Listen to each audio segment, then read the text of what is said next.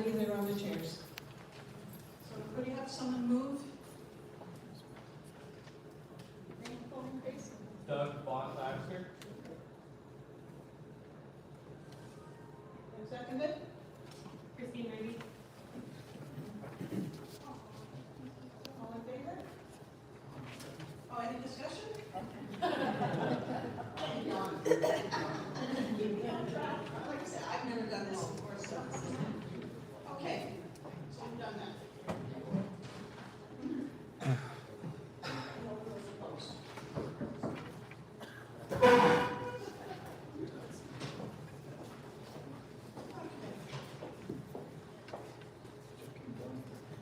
So everybody can read, I hope everybody can see what's up on the screen. But we are underwater, but no longer sinking. We were too complacent in the past 3 years. We have a deficit each year. Maybe we'll just do this. Okay. Accumulated deficit total a negative $227,000, which is a lot of money. The deficits were funded by using some reserves and running an overdraft. Givings and donations were down year over year, and that makes it not sustainable. The good news is givings and donations are rising once again. Together, we're climbing the mountain. Well, last week, this week, we sort of went down. But we need more from you to eliminate our deficit. Expenses are down, but still too high. The committees have part of their budgets down as much as possible. So no full-time ministers since September of 2025, giving us an annual savings of plus or minus $140,000. We need to consider reducing other expenses because we all want a full-time minister again. So here's a summary of our financial results. The givings and donations, you can see how they've gone down every year. In 2023, we had 238,000. 2026, we're down to 166,000. That's not predicted. Yes, yes. 2026 is all predicted. So the surplus or deficit for 2025 was 152,000 deficit. This year we are projecting 7,500. And that's because we don't have a full-time minister.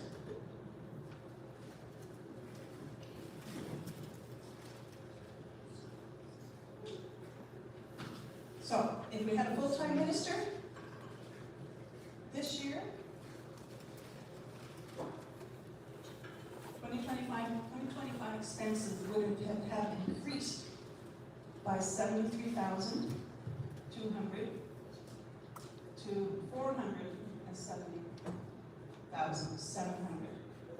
Our projected deficit for this year would increase by 140,000 from the projected 7,500 to 147,500.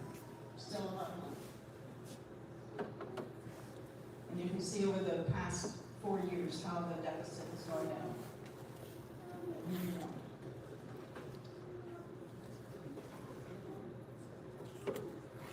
Can we manage with fill-in ministers? We're doing a good job, and they're doing a great job, but not in the long run. We need trained, experienced, and consistent leadership for a full-time minister. To hire and keep a full-time minister, we need to increase givings and donations by about $100,000 a year. Is it realistic, and how can we make it happen? Are there other sources of funding? There are grants available, but unfortunately the church doesn't really qualify right now. Can we reduce cost? Now, the only costs we can reduce really are admin and custodial services, and they cost about $52,000 per year. So we need to rely on more volunteers. Scale back other programs, which would be music, outreach, which would be a cost of about $80,000. And again, rely on more volunteers. Most likely we need a combination of increased income and targeted cut to services and programs until we are once again on a financial footing. Your input is key.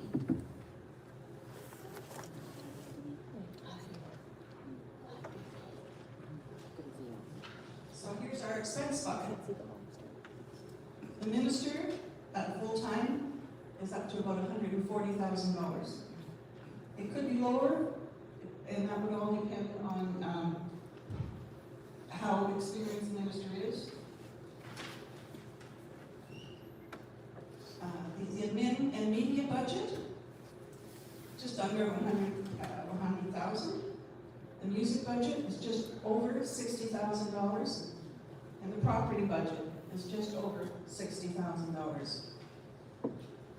That's our projected income, expenses for the year.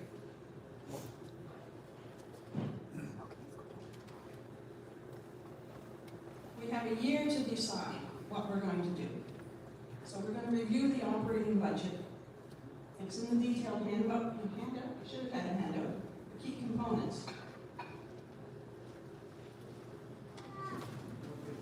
Did you bring your budget with you? It was circulated in keeping in touch. I hope some of you got yours.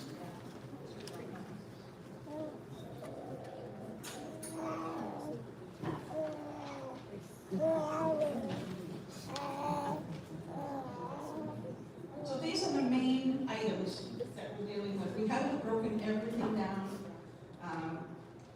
You can see the difference between 2025 actual and 2026 budget.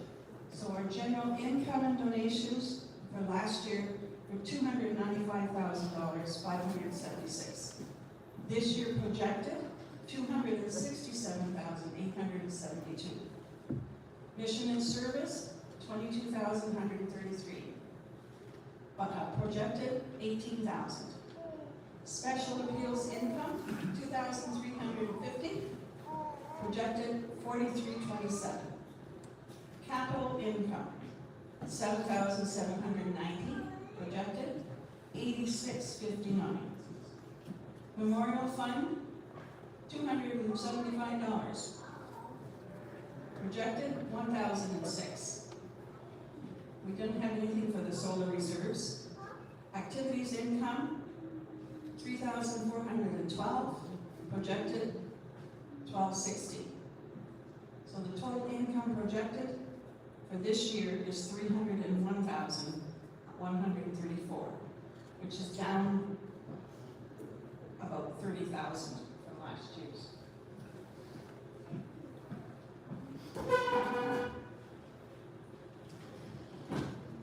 So the expenses, same thing, 2025, the personnel, which was the minister, the ops staff, the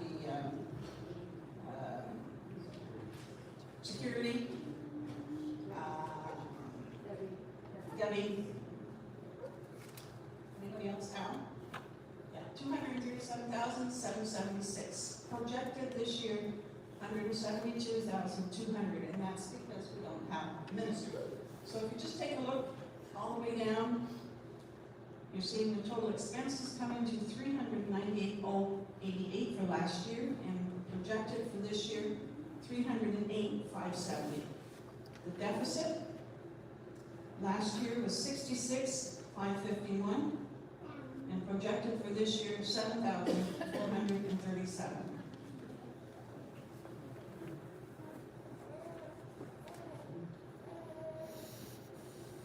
So in 2026, the M&S budget has been approved by council. We need your approval for this 2026 budget. So we need a motion to approve the 2026 M&S budget totaling $18,000 as presented by the Finance Committee and recommended by council. Have someone move it, please?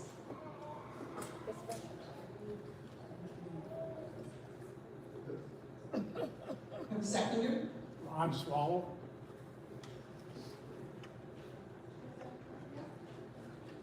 Any questions or concerns? So just to clarify on mission and service, this one is a straight flow for whatever is donated and directed to mission and service directly goes to mission and service. So while we while we say here it's budgeted, it's not something where we take money out of our account and send it to mission and service. Yeah, it's not really income, this is a target. So what we're saying is we're targeting $18,000 to be what we will give to mission and service this year. Or whatever comes in, will go out. Moved by and seconded. Any questions, concerns? All in favor? Any opposed? Okay, thank you. So here's the big one. 2026 operating budget has been approved by council. I'm not going to say you understand its contents. We need your approval of the budget. So we need to have a motion to approve the 2026 operating budget as presented by the Finance Committee and recommended by council. Someone move it, please. Nobody wants to do it. Please. Seconder, please.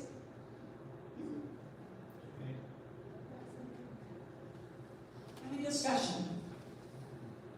Now's your time when you can ask questions to all the committee members or the committee chairs. They're all here. Anybody's got a question about anything? I do.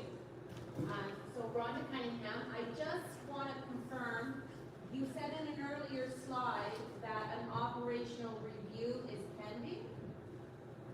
So if we pass this budget, there's going to be an operational review We can still do that, yes. because we're not balanced. Yeah. Right. Okay.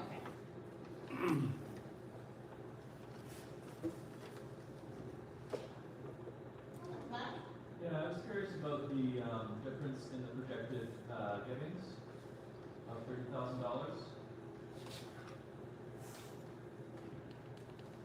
General income and donations. Go ahead. And basically this year, the budget's put together differently this year than in past years. So in the past, we've always said, this is how much we want to spend. And then under the income side, we've always said, this is how much we need you to give. And if you know, in the minutes there, I voted against the budget last year because we needed to, I wanted to say we gotta get out of that habit, because we can't say this is what we need to give when we know that we're not really gonna be giving that amount of money. It was never realistic. So this year, in putting the budget together, thank you, Ruth, the committee, we started with, this is what we project is reasonable to say will be the income for the church. So we started with, well, what's been the general income on donations? What's been the pattern? Built in a reduction for this year, so we're going to assume that the pattern is going to continue. That's up to you. It's up to us to decide if that pattern continues. But basically, we're saying a realistic estimate for the income this year based upon previous years and how income has been changing. So that's where that number comes from. Thank you. Another question, Ron? Can I ask what the balance is on the housing allowance right at the moment? Well, the question is, what is the balance on the housing allowance right now? You mean the housing fund? Yes. Do you have the number? You should have the number in front of you. I don't, just a minute. Good question.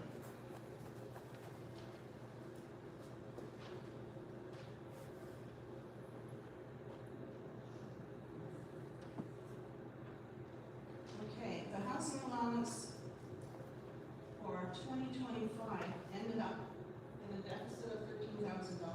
So he's asking for, if you look on the balance sheet, and how much is in the, like in the investments, in the housing investments. So that's in the balance sheet, not in the budget. I don't have that information. I'll look it up for you. Thank you. Thank you. Other questions? Ed? Yes, still zero income from the solar panel, we're still getting income, still generating income.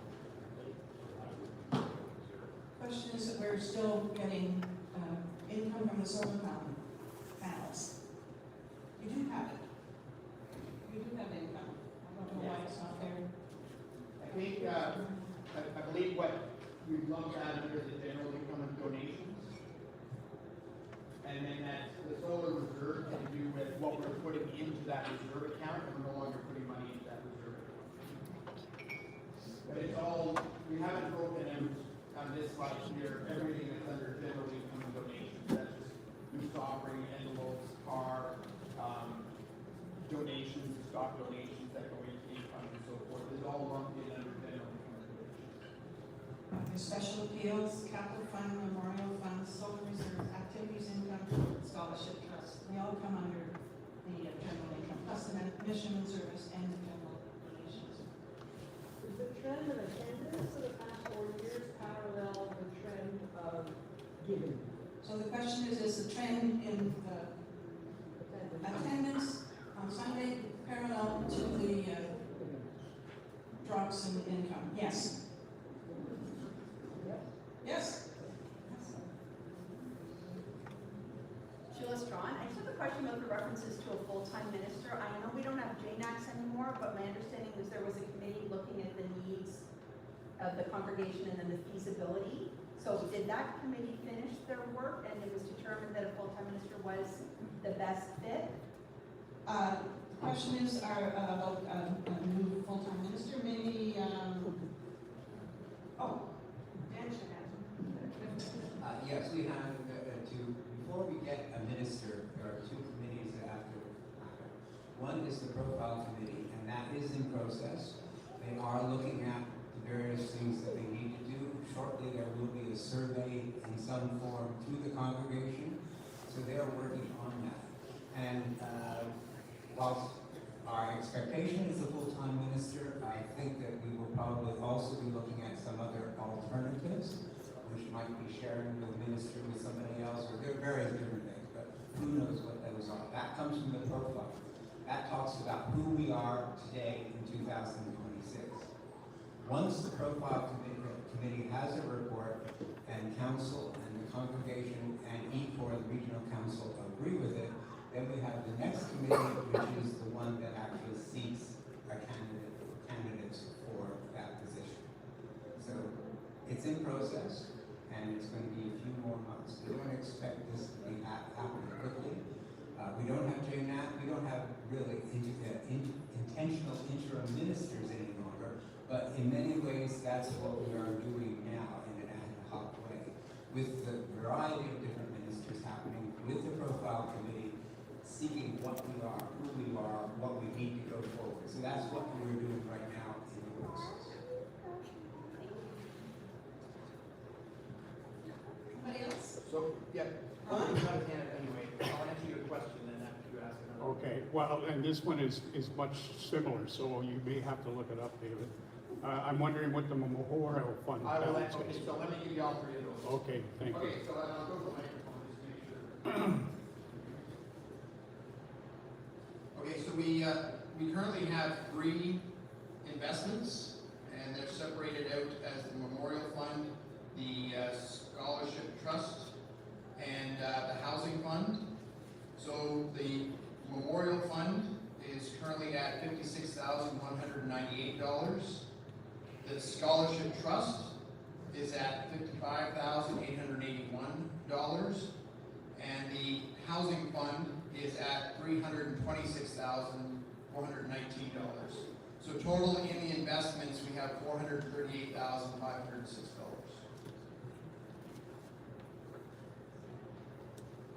Thank you. Anybody else?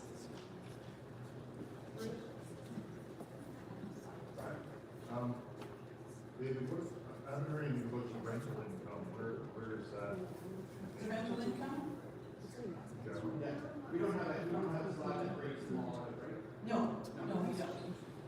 So it's all under the general income and donations. Yeah. And there has been work done to increase the rental income. Of course, you will have seen Netflix here a few times, that helps. And there was a review, and we are increasing, is it 5%? All rooms have been increased by $5. Which was a 5% Which is increase. basically a 5% So yeah, $5 for everything that was, so anybody that has a contract right now with us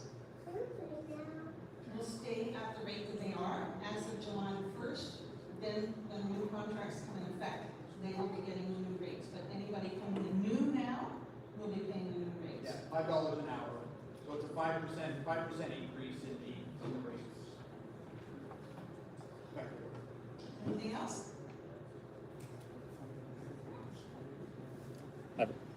Are the rental rates on par with other organizations in Cobourg? So the question is, are the rental rates on par with other properties in Cobourg? The other churches, like Victoria Hall? There was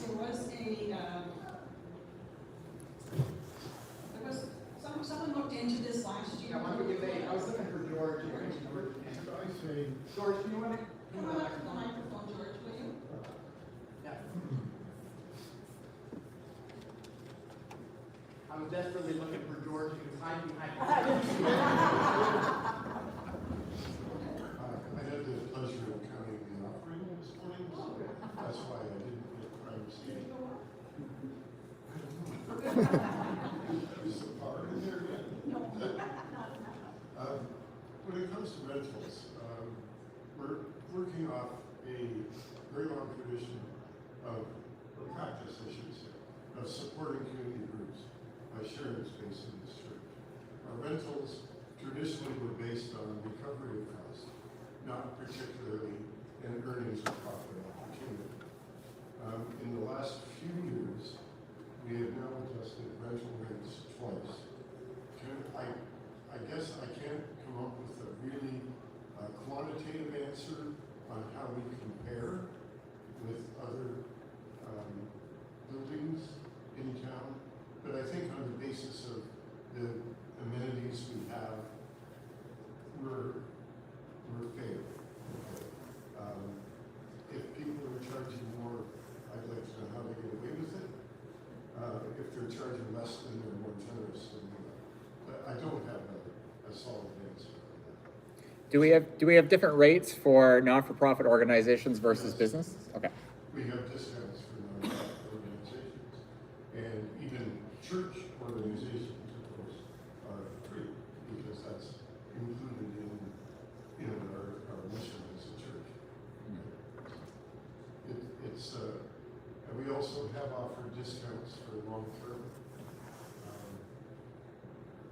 tenants, like Weight Watchers, who's been renting space here for maybe 30 years. They get a better discount. But a good question, and I think we should have more quantitative answers to that. But in general, I don't see rentals as a profit opportunity. We'd have to invest in the building substantially to upgrade air conditioning and perhaps other services to attract renters that pay commercial rates, if I can put it that way. Anything else? No, that's.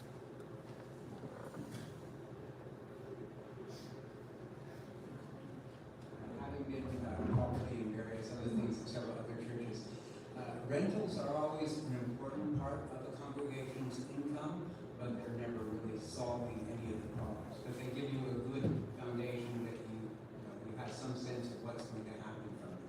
So very definitely, we need to try to make certain that we are getting the best value we can within our mission to be part of the community, but also to help us maintain this building and especially next door. So we are always looking at that. So this year, we have a budget of $50,000 for church rental. Any other questions? Ruth, it's just more a comment. The people that are here are the givers. Come up and.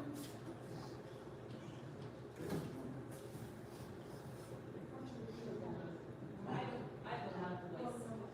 Oh, I see, I'm on TV. I'm aware of the fact that the people who are in this room, we are the givers. We're the people who are currently engaged in the life of the work. And the key to the future, I think, is what engagement are we going to be able to reach out into the community to bring in those younger families again, to bring in the activity that is going to increase our revenues. We used to have really, we had the Joyful Noise Choir, we have the High Spirits Choir. Is there an opportunity to revitalize and reset? I know we have Joyful Noise in that now, but I think the key to the future future is people wanting to connect with Trinity, and we're quiet about our presence in the community. Maybe we need to amplify that, and I don't have all the answers, but to treat this moment of time as a great reset. We've gone through all of the ugliness of COVID and all of the other issues. People are coming back out. There can be an energy that could be created, and to not lose sight of that engagement piece, because I think that's key. It's just a comment. No silver bullet answer. Any other comments, questions?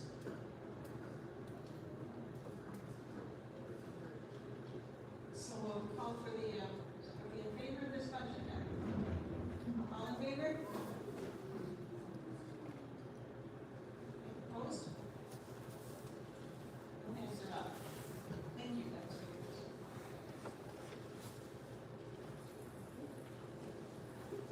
So I want to thank you for attending this very important meeting and asking for your continued support. This is a key year for Trinity and to get our finances in order. And we need to hire a minister. So let's see what we can do as a group. We'll continue to keep informed about the budget and finances.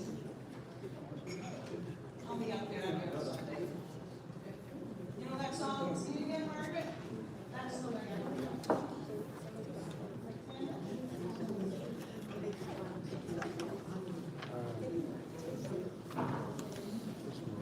You know, budget meetings can be sort of beaten down, especially after losing those in the hockey games. But, you know, I feel that this is an interim period of time. We don't have Christiane anymore. Where are we going to go? But I think I've been very, very encouraged by the quality of the ministers that we have for Cobourg Supply. And I've also been very, very pleased with the number of people who have stepped forward to fill in the gaps that we didn't know because Christiane put them on. And I think that's important. There is very definitely life in this congregation. As you may or may not know, I have come through several different churches in Toronto. And if we didn't have the old building, which I love as an architect and architectural historian, we would be okay. Not great, but okay. And I think sometimes we think of ourselves as, you know, a real burden on our shoulders. But I think there is future. I wouldn't have taken this role if I didn't think that there was future. And I'm very encouraged.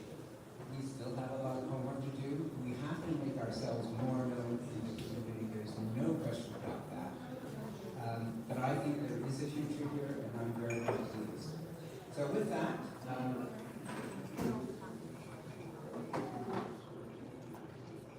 yeah. Right, very definitely.